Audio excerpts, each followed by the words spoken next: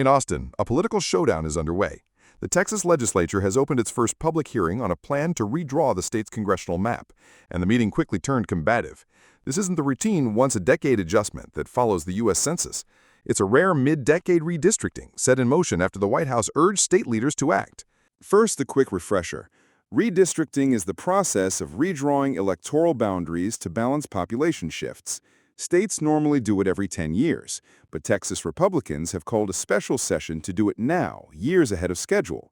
The last time they did something similar was in 2003. Why the rush? Governor Greg Abbott points to a recent Justice Department letter that labels 4 Democratic majority-minority districts in Houston and Dallas-Fort Worth unconstitutional.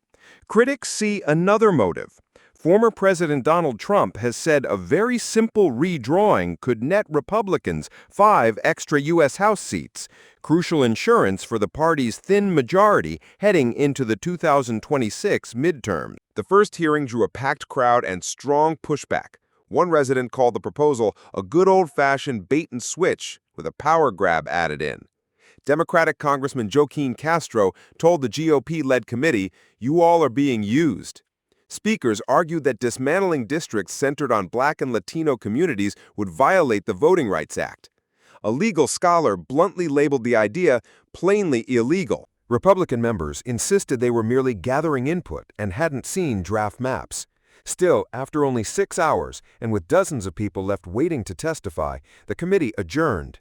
Democrats moved to a nearby room and continued what they dubbed the People's Hearing. What happens in Texas won't stay in Texas. National Democrats, long advocates of nonpartisan redistricting commissions, are now threatening aggressive countermoves in states they control, such as California and New York.